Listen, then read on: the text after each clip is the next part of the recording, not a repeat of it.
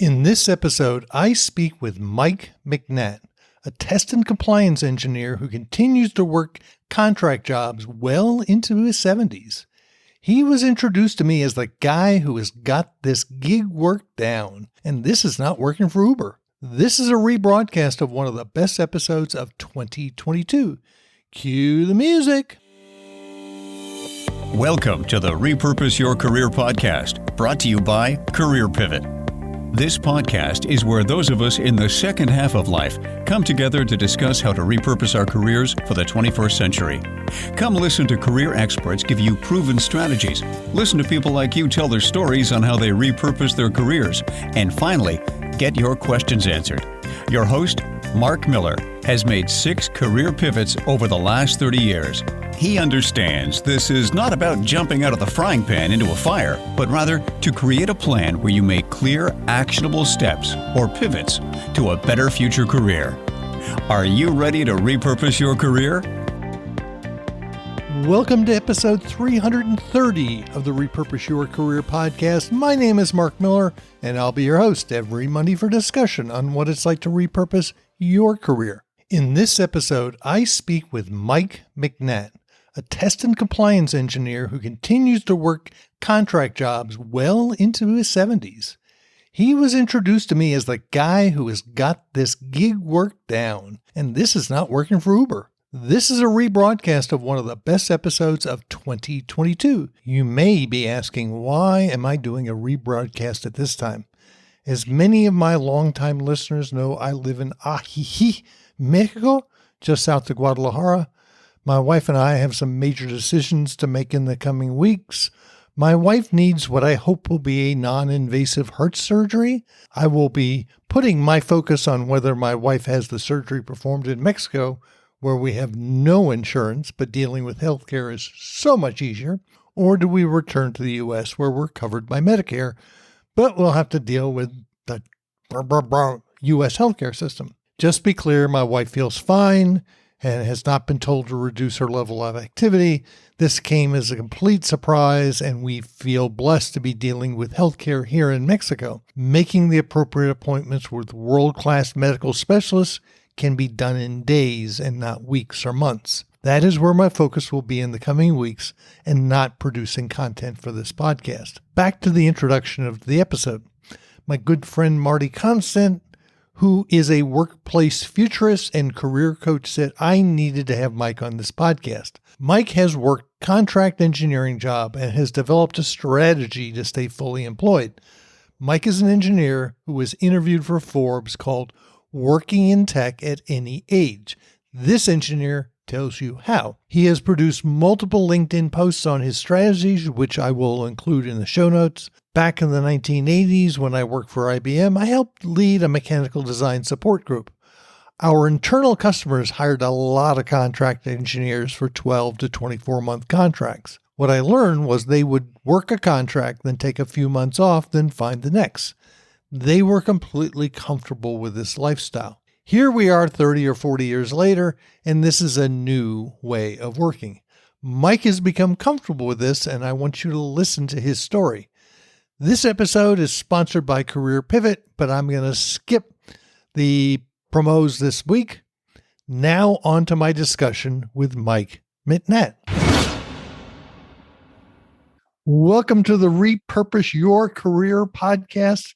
I have the real joy of having Mike McNatt on the podcast, and he is a test and compliance engineer. Mike is a little older than 70, and he continues to work, and he continues to get contract engineering jobs.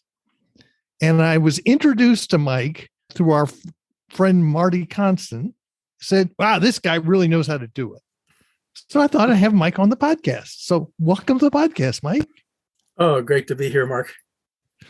So you said we were just talking, you said your last full-time gig was in 2018. Right. Yeah, I was laid off with a group of folks that were in their 60s. So, if age discrimination is alive and well. But, I decided to take the severance money and run rather than try to fight it. So don't look back.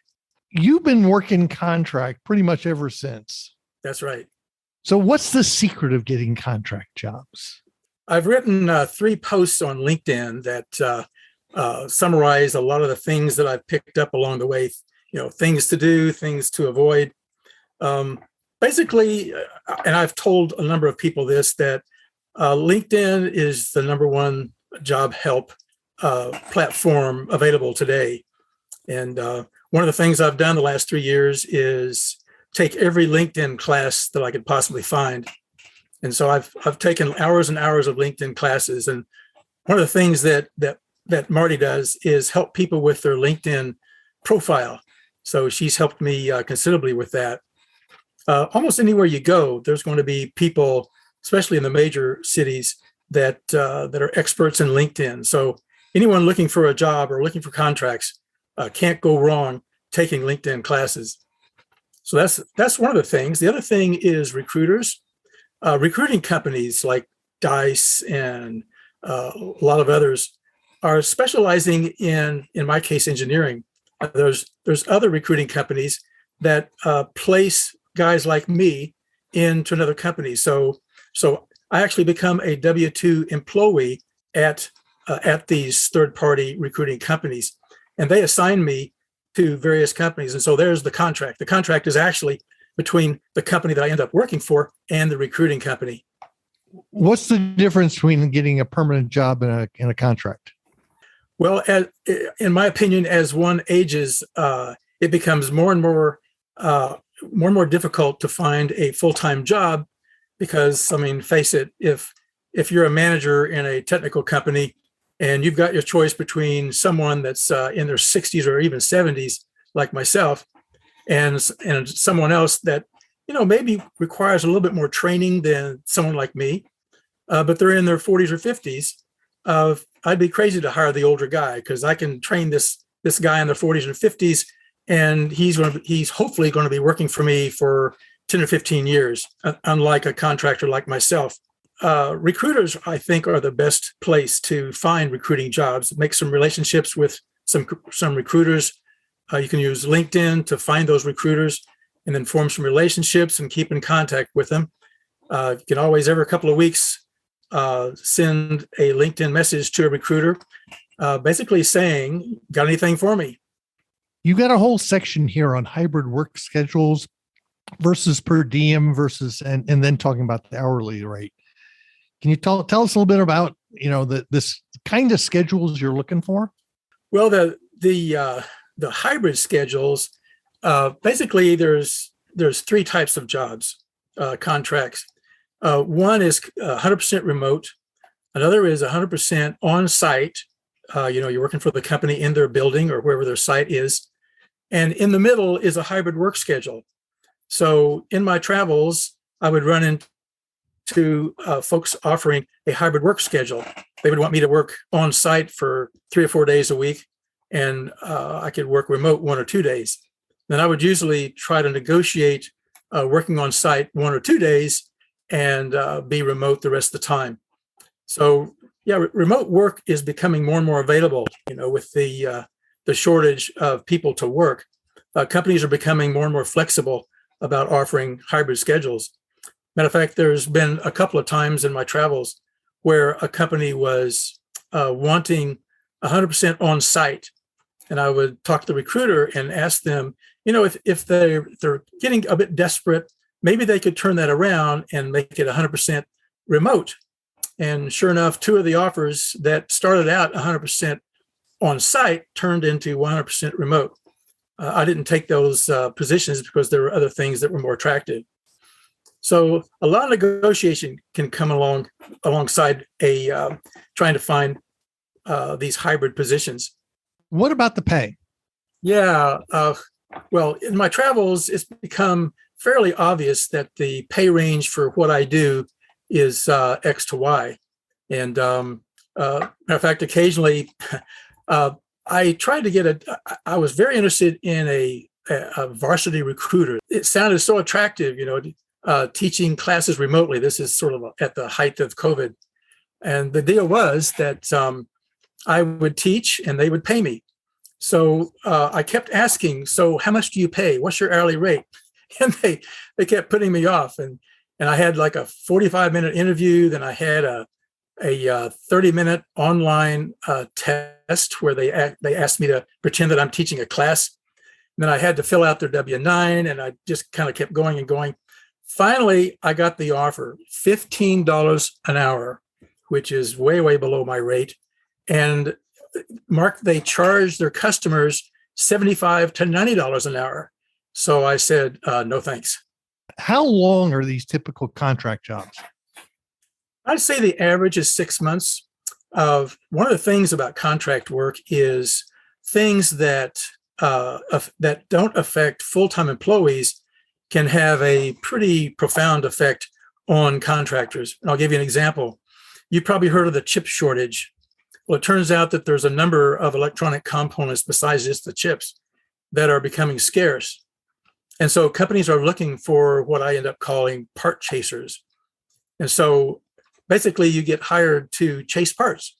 They're trying to produce a particular product and they can't because they're lacking some components. And so they hire engineers to find suitable components. And those suitable components have to be analyzed to make sure that they've got the right technical characteristics. So I've had recruiters ask me to work for about half my rate to chase parts. And really, you don't have to be an engineer to chase parts. You just have to be brave enough to search for things online and make a lot of phone calls.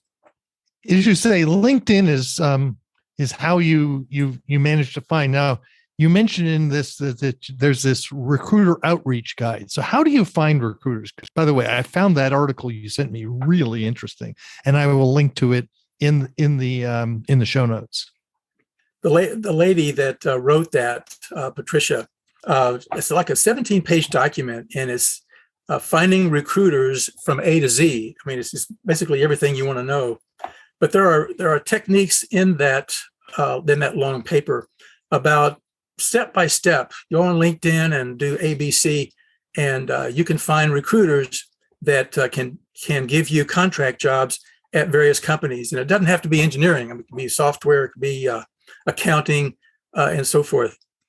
Yeah, it's interesting because she actually breaks it down by product, by industry, by region. It's a methodology that I've used, but I thought what she did was really good as far as breaking it down, making it easy. So once you've found a recruiter, how do you work with them? Well, they almost always have an interview process where the new recruiter will interview me and ask me what I'm looking for. Am I willing to move? They have some clients that want you to move out of state to their location, and that's one of the advantages of having a dynamite LinkedIn profile is answers most of the recruiters' questions. You'd be surprised at the number of recruiters that call you and want you to move out of state. So, you have to, the care and feeding of recruiters is an important part of finding contract jobs or gig jobs. By the way, I did a quick study on Amazon looking for books with the word gig or gigging, and there are literally hundreds of books on Amazon dealing with that. So I thought apparently gigging is getting quite popular. Matter of fact, there's a book that I'm going to check out at the library called The Gig Economy, and that was written about 4 or 5 years ago before gigging became incredibly popular like it is today. And even back then, she claims that almost 1/3 of all the workers in this country are basically either contractors or gig workers. And I saw one study recently that in 5 years, 60% of all the workers in the United States will be gig workers. So I guess the message is get used to it. Well, you're fortunate. You're on Medicare. As we were talking this morning via chat, one of the big concerns is health insurance. Now, do any of the contracting firms that you deal with, do they offer benefits? Yes, almost all of the contracting firms offer benefits. You basically become a W-2 employee, just like you're working full time for the recruiting company. Recruiting company, the ones I've worked with, they always have two departments. One department deals directly with their clients. The other section of the companies deal with giggers like me, and so you always work with the folks that work directly with the giggers or work with me. And so you form a relationship and you keep it active. Every couple of weeks, I usually send a LinkedIn message to the recruiter. Hey, you got anything for me? Or hey, what's going on with the position that you were talking about? One thing about gig working or contract working is it's unpredictable. And by that, I mean, I'll give you an example. I took a 6-month contract, and a little past 3 months, I was on a Thursday afternoon, I was called into my manager's office, and he said, well, Mike, due to the chip shortage, we can't manufacture the product that we wanted you to test. So tomorrow's your last day. So I was given basically a day and a half notice. Yeah, that's one of the downsides. In both the downsides and the upsides is the fact that the upside for the employer is they can just let you go. The upside for you is there's much less a threshold to hire, knowing they can just get rid of you. Exactly. Yeah. So I've had clients in the past who've taken contract work who've had one phone interview and had a job offer. Exactly. Yeah.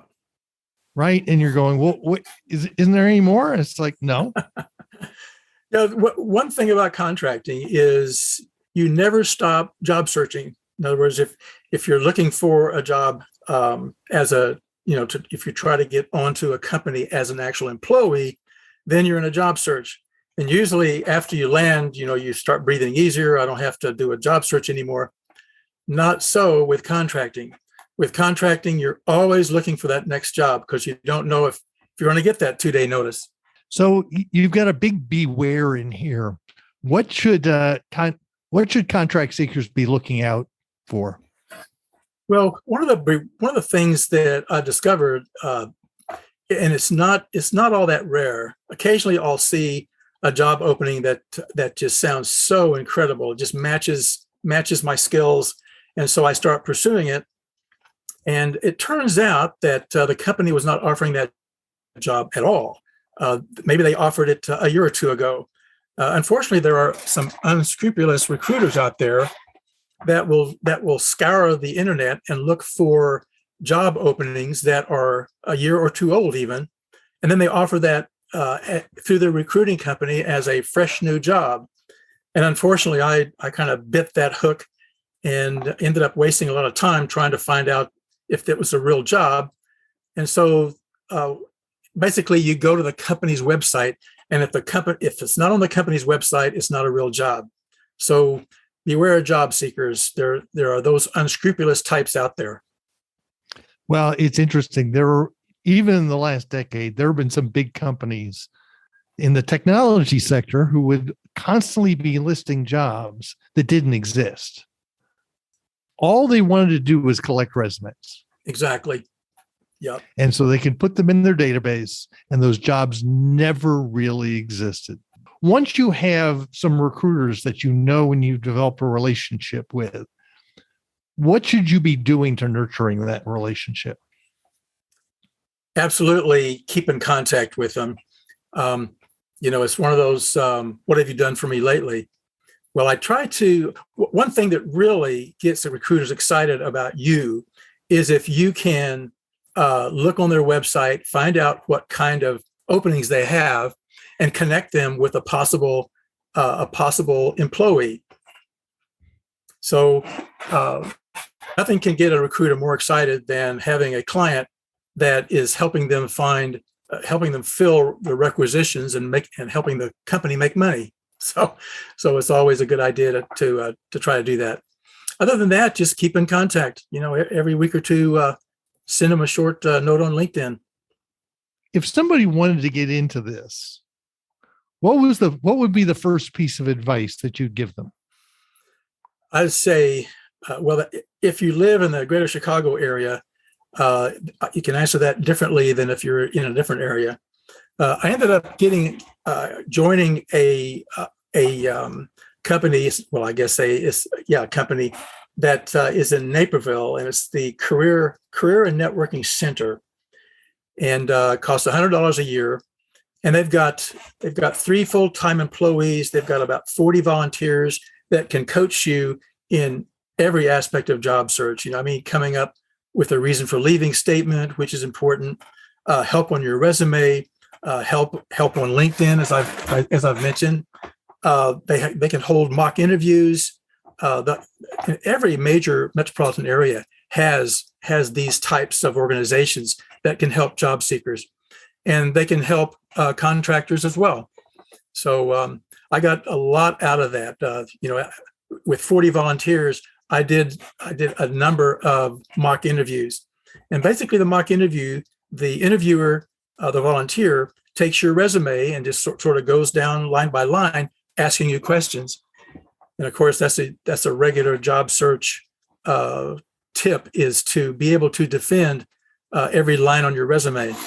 So if you're not comfortable about talking about it and reviewing that accomplishment, leave it off. Well, number one, are you working now? I am. How did you find this last job? Well, this last job started out as a contract. It's a contract to hire. And I had been trying to get into this particular company for really a couple of years. I had a number of friends there, and they just loved the company. And so I made some relationships with a couple of managers. And every 3 or 4 months, I would call the manager or drop him a LinkedIn note saying, "Hey, I'm still out here. I noticed that you're producing this kind of product. I can help with that. Give me a call." Or I would just call him and ask him, "Hey, anything going on that I can help with?"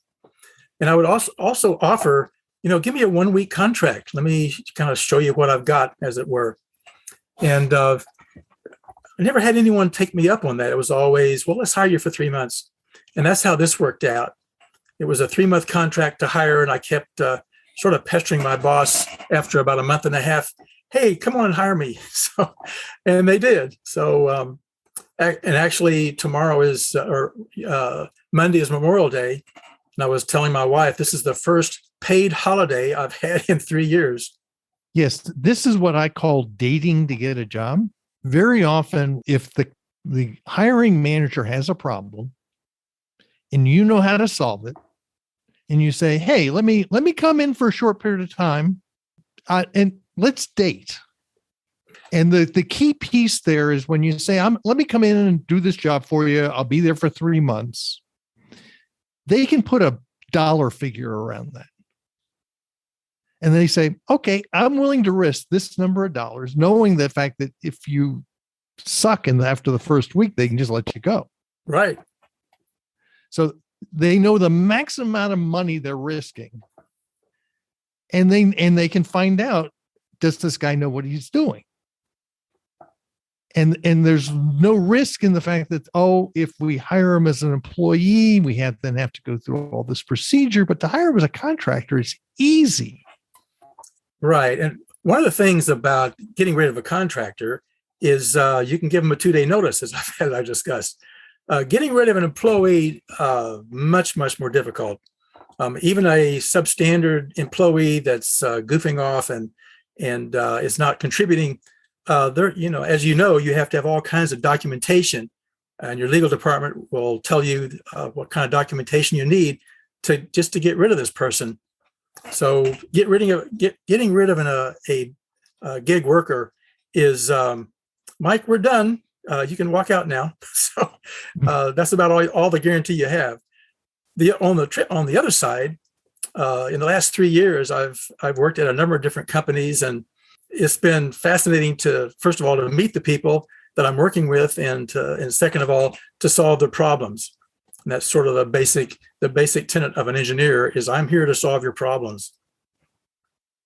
And so how many months a year are you working, and do you want to work?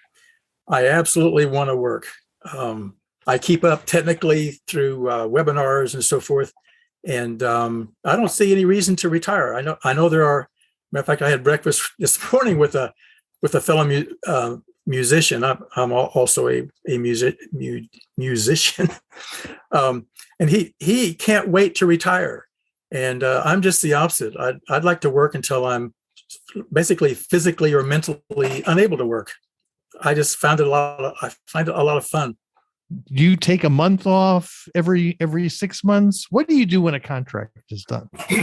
Well, one thing about contracting, as I've mentioned, is it's a never-ending job search. You're always, even while you're on the job contracting, you're always looking for the next contracts. You're always pinging your recruiters to see if they have anything else coming up. And you tell them, I'm on contract until 2 months from now. Let's keep our ear to the ground to see if we can find something that starts in 2 months. Yeah. One of the key things I always remind people is recruiters in general are people. I mean, they have the job because they like dealing with people. And in general, they're nice people. And one of the things I've always said, if you can develop a good relationship with a recruiter, and like you said, if you can help them fill stuff, they will remember you and they will find stuff for you. But by the way, they're not paid to help you. They're paid to fill positions.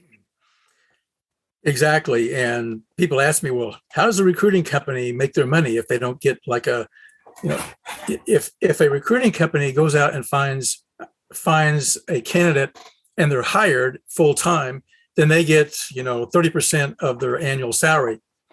But it's a bit different with contracting. For instance, if I sign a contract with a recruiter and I'm making, just pick a number, $25 an hour, then the company pays them, again, to make up a figure, the company pays them $30 an hour, and the recruiting company gives me $25 an hour. Yeah, that's how the recruiting company makes their money on gig workers like me. And I said, if they can fill the position, because a lot of times they're competing, because I'm presuming these are out, not in-house recruiters, but contract recruiters. Exactly. Yeah. Yeah. So they're competing. So Mike, this has been very illuminating. Obviously you're real happy doing what you're doing. And you've obviously developed a lot of good relationships with the people who can help you. If someone wanted to reach out and contact you, how might they do that? Well, I guess there's several methods. One is my email address, m.mcnatt@ieee.org. Or just look up my LinkedIn profile, Mike McNatt. I'll be happy to, talk with anyone who wants to learn more about gigging, especially at as you say, the second half of life. Yes, and we'll put all that in the show notes, and we'll put links to all the posts that he's written and the article that was written. He was interviewed for Forbes. I appreciate that, Mark. So with that, thank you very much for being on the Repurpose Your Career podcast.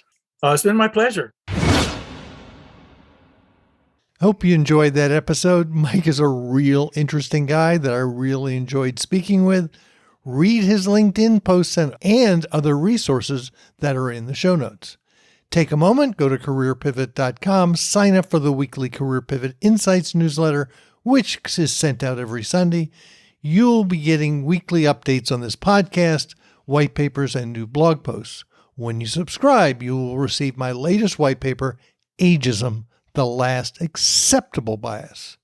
While there, do not forget to check out the Career Pivot community, which can be found at careerpivot.com/community. Feel free to connect with me on LinkedIn. Thank you for listening all the way to the end of the Repurpose Your Career podcast.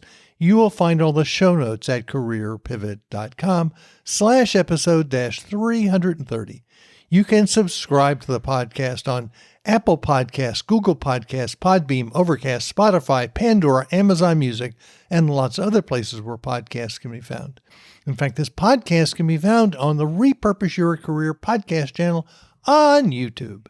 Hope to see you next Monday for another episode of Repurpose Your Career podcast.